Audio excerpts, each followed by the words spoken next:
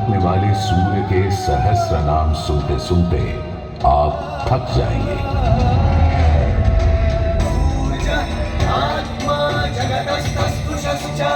हमारी सभ्यता के सबसे पुराने और आधारभूत ग्रंथ ऋग्वेद के पहले मंडल में ही सूर्य का बखान करती हैं ऋचाएं। और सूर्य से मिली अग्नि से ही शुरू होती है ऋग्वेद की पहली ऋचा अग्नि, जो सूर्य के प्रकाश और ऊष्मा में थी।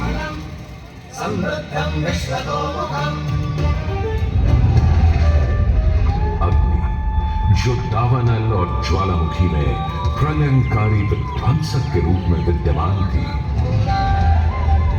अग्नि, जो चौखट पर पहरेदार तथा चूल्हे में एक मित्र के रूप में भी मौजूद थी।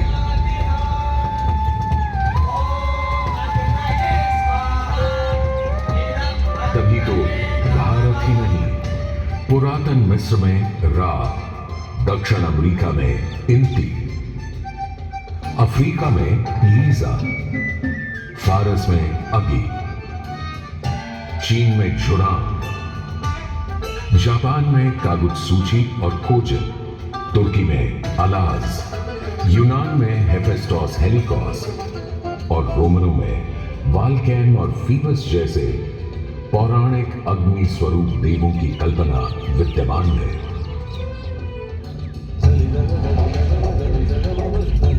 भारत में मान्यता है सूर्य ऋषि कश्यप और अदिति का पुत्र है। कहते हैं जब सूर्य की शादी विश्वकर्मा की पुत्री संजना से हुई तो संजना उसकी चमक से इतनी परेशान हो गई कि पिता विश्वकर्मा को छाया का निर्माण करना पड़ा। और तभी से चल रहा है सूरज की रोशनी के साथ धूप छांव का खेल। उन्होंने सूर्य के कुछ टुकड़े काटकर उसी से गांठ दिए थे भगवान विष्णु का चक्र, शिव का त्रिशूल, कुबेर की गदा और कार्तिकेय का भाला। किंतु इतना होने के बाद भी सूर्य बिना रुके अपने 7 श्वेत अश्वों के रथ पर आरूढ़ आकाश की परिक्रमा करता ही रहता है, करता ही रहता है। असल में हमारे मानव बनते और 2 पैरों पर खड़े होते ही हम समझ गए थे सूर्य का प्रचंड प्रताप और प्रकाश, उसकी जीवनदायिनी शक्ति। हर पल बदलते संसार में, हर रात घटते बढ़ते चांद वाले आकाश में केवल एक सूर्य ही है जो हर रोज सही समय पर उदय होकर हमारी दुनिया को जगमग, जागृत और जीवित कर देता है और हमें एक अवश्यंभावी स्थायित्व का आभास देता है।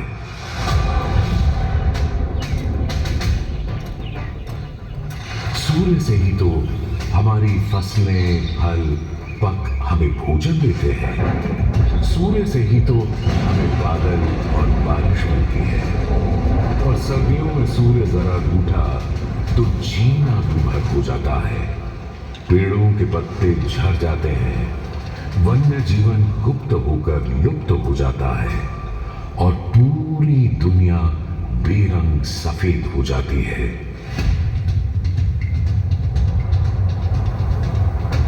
सूर्य ही तो सारे संसार को ऊष्मा, ऊर्जा और ओज से ओतप्रोत करता है। इसीलिए तो ऋग्वेद में कहा है, कांतिमय ईश जनों का मुख प्रकट हुआ है सूर्योदय के साथ। हे ईश्वर, इस आदित्य के उदय के साथ हमें अंधकार, दुर्भाग्य और पाप दोषों से भी बंधन मुक्त कर देना आज।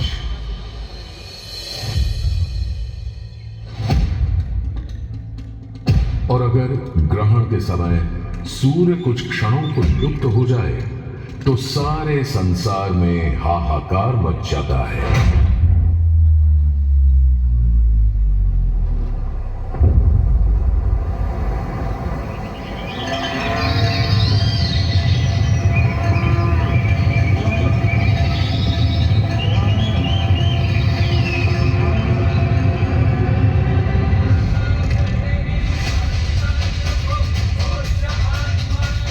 यह सूर्य के अनंत गुणों का प्रभाव ही तो है कि सारे संसार में आदिकाल से सूर्य की अर्चना, आराधना और सूर्य मंदिरों का निर्माण होता रहा है।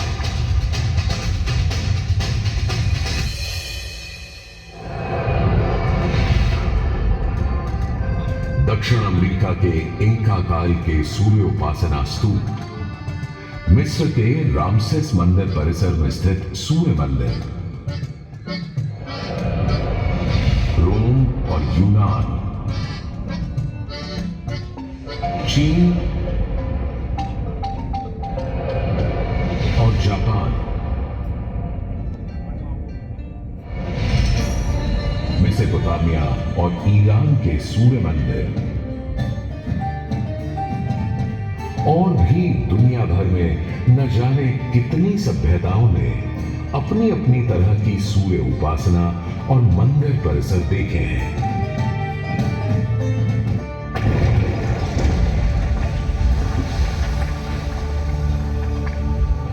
उत्तर में कश्मीर में बना मार्तंड मंदिर, जहां भारत भर के मंदिर परिसरों में सबसे विशाल है, तो पूर्व में ओडिशा का कोणार्क मंदिर सबसे वैभवशाली, पूर्वोत्तर में असम और मणिपुर के सुंदर सूर्य मंदिर देखते बनते हैं, तो दक्षिण में तमिलनाडु, केरल, कर्नाटक आदि के सूर्य मंडप अपनी अलग छटा रखते हैं। उधर उत्तराखंड, उत्तर प्रदेश, बिहार, मध्य प्रदेश, हरियाणा और हिमाचल में भी सूर्य मंदिरों की हार माला सी बनी है।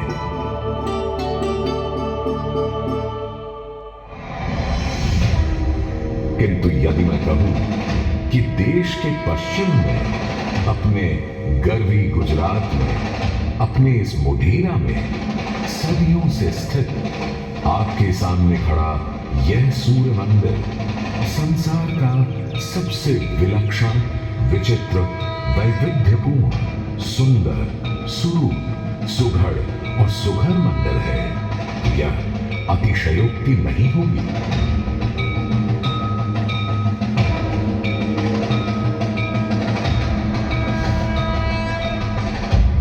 11वीं सदी में चालुक्य घराने के सूर्यवंशी सोलंकी सम्राट भीमदेव प्रथम ने तो यहां एक चमत्कार ही कर दिखाया। सम्राट भीमदेव प्रथम एक बड़े वीर और प्रतापी राजा थे। एक तरफ उन्होंने सोमनाथ का मंदिर तोड़ने वाले महमूद गजनवी से टक्कर ली और उसके तोड़े सोमनाथ को दोबारा से खड़ा किया, तो वहीं पूरे गुजरात में तमाम नए किले, मंदिर, तालाब और वाव बनवाए। उनके अद्भुत शिल्प प्रेम के आज तक साक्षी हैं सिद्धपुर का रुद्रमहालय, पाटन का सहस्त्रलिंग तालाब, आबू और देलवाड़ा के मंदिर। वहीं उनकी प्रिय पत्नी रानी उदयमती ने बनवाई थी रानी की वाव।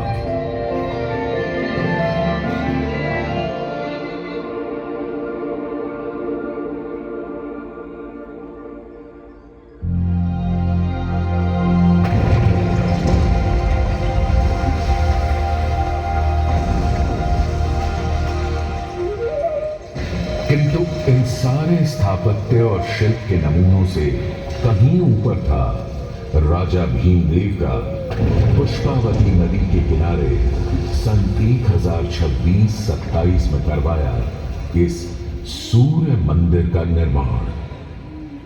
महसाणा से 20 किलोमीटर दूर बने इस मंदिर में आज नदी भले थोड़ी दूर चली गई हो, पर मंदिर के ठीक सामने बना सूर्य कुंड इस सुंदर परिदृश्य में पानी की कमी खलने नहीं देता। सूर्य के प्रकाश पुंज और जल का यह खेल पूरे परिसर को तरंगित और झंकृत करता रहता है।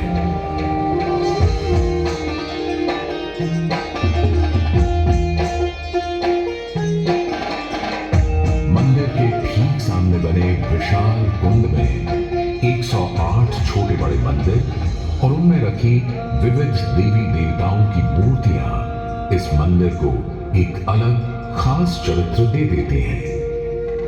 इसका एक और नाम है रामकुंड। और क्यों ना हो, जबकि यहां विस्तृत धर्मारण्य वन क्षेत्र में ही श्री राम ने मोढेरक का निर्माण करवाया था।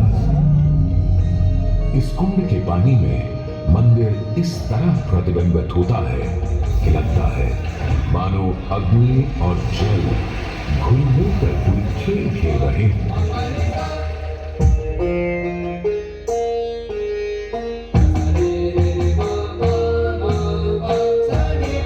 तालाब की तरफ से सीढ़ियां चढ़ते ही एक सुंदर तोरण आपका स्वागत करता है। तोरण से होते हुए जैसे ही आप मंदिर के पास पहुंचते हैं, एक नया संसार सामने आ खड़ा होता है।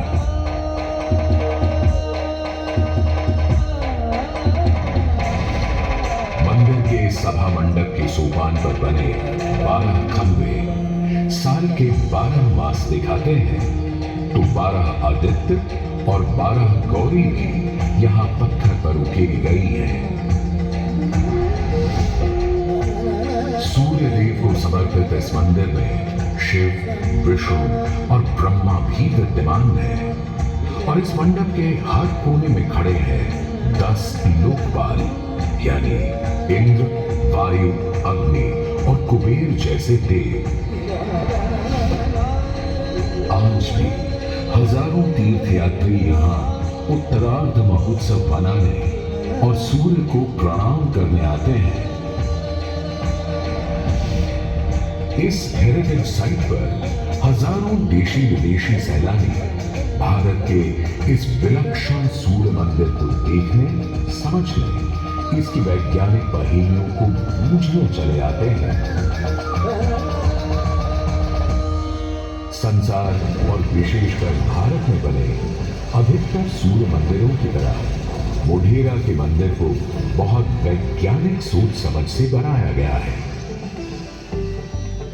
पूर्व पश्चिम धुरी पर पूर्वोन्मुखी यह मंदिर इस तरह रचा गया है कि विषुव पर्व के दिन, यानी उस दिन जब दिन और रात ठीक बराबर होते हैं, सूर्य की पहली किरण सीधे गर्भगृह में स्थापित सूर्य प्रतिमा पर ही गिरती थी।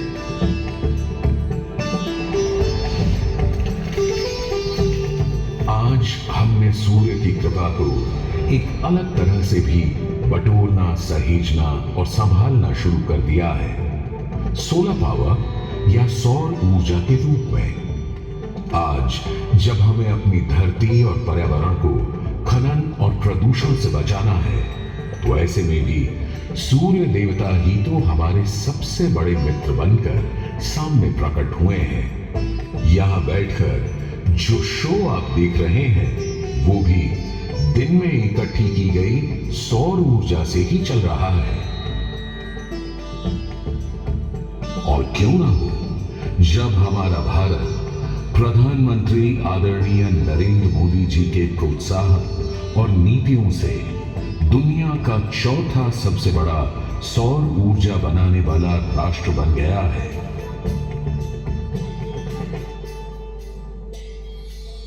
गुजरात देश का पहला राज्य है जिसने सौर ऊर्जा को ध्यान में रखते हुए नीतियां बनाई, निर्णय लिए। हमने नहरों तक पर सोलर पैनल लगा दिए और जिसकी चर्चा विदेशों में तक में हुई। आज भारत रिन्यूएबल एनर्जी के उत्पादन के मामले में दुनिया की चौथी बड़ी ताकत है, दुनिया की।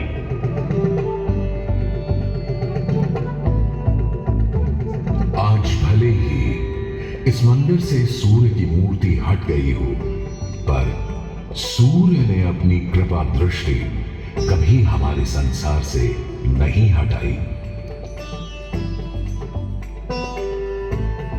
हम तो बस मोढेरा के सूर्य मंदिर में फिर आए और कवि प्रदीप की लिखी इन पंक्तियों से आकाश में विद्यमान सूर्य से गुहार लगाएं कि जगत भर की जिंदगी के लिए, करोड़ों की रोशनी के लिए सूरज रे जलते रहना, सूरज रे जलते रहना।